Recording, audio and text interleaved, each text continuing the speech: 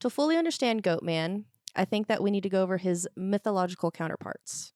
We mentioned him last time, like Mr. Tumnus type stuff. Oh, yes. So, in original Greek mythology, these beings were satyrs.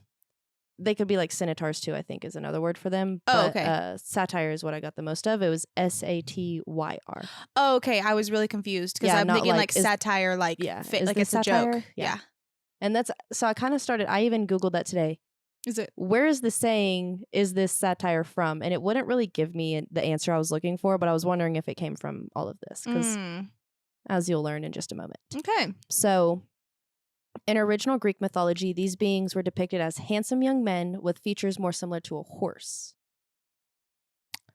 But In whose opinion?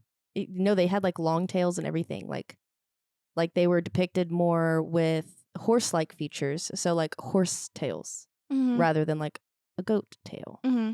But somewhere between like Roman times and now, they are more hairy human beings with horns, hooved goat-like legs.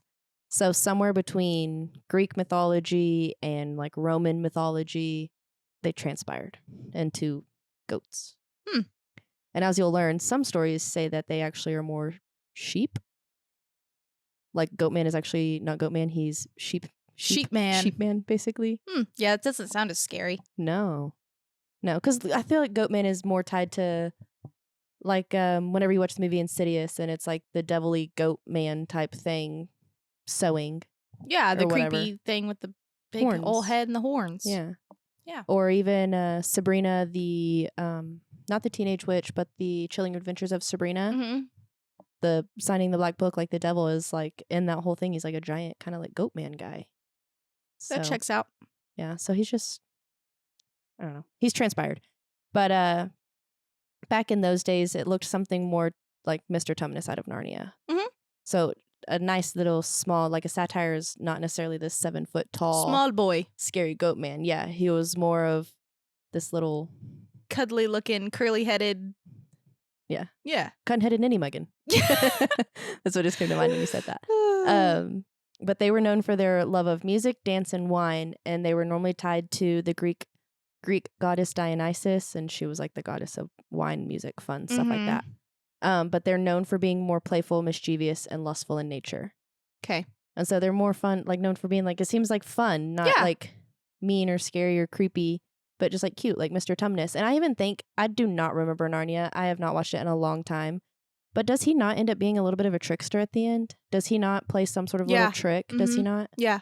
I could be wrong. He like sets them up, I think. It feels like it. I could be wrong, but I feel like that's what I think he does when he takes them back to his like little like house thingy, house in the tree or whatever, and he's like drinking, I think, and like he like spills a secret or something, and he's like, "Oh, I wasn't supposed to say that," and then they're like, I think so. It's been a while. Yeah, I tried to rewatch it and I didn't get that far, but I like, if memory is right, he does something a little trickstery, and so that would fall into the Greek mythology of it all, anyways. Yeah. But another common name for Goatman or his alias is Pan. Have you ever heard of that? At all? Yes. I didn't think I had, and then the more I read, I was like, this somewhere back here is like striking something. So Pan is the god of forests, fields, fertility, and music. Pan is best known for his carnal attraction to nymphs, and he was particularly fond of one named Syrinx. And for her to escape Pan's advances, she turned herself into water reeds. And they said, out of heartbreak, Pan cut down the reeds and made them into a set of panpipes, which he played a haunting tune. To me, that seems more spiteful and evil than heartbreak. Yeah. And I'm like, okay, maybe that kind of plays into later stories of how he turns from being, kind of fun trickstery to more of like a scary type thing. But also, Pan was normally pretty nice, but he did have a dark side, which plays into that as well. And anyone unfortunate enough to disturb his sleep would be overcome with a maddening fear. This maddening fear is what we now call panic. If you have already not put two and two together, the word panic is derived from his name, Pan. Oh.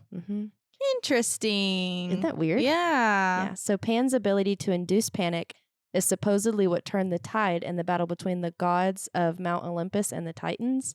His ear-splitting screams filled the Titans with such fright that they would flee the battlefield. Ugh. Which is another thing that Goatman is known for, like his bleeding sounds. screams. Yeah. So the history of his counterparts, Goatman's counterparts, may help us better understand how he went from being a Greek mythological type of creature that seemed pretty docile and nice into this fearful and more panic-inducing type creature.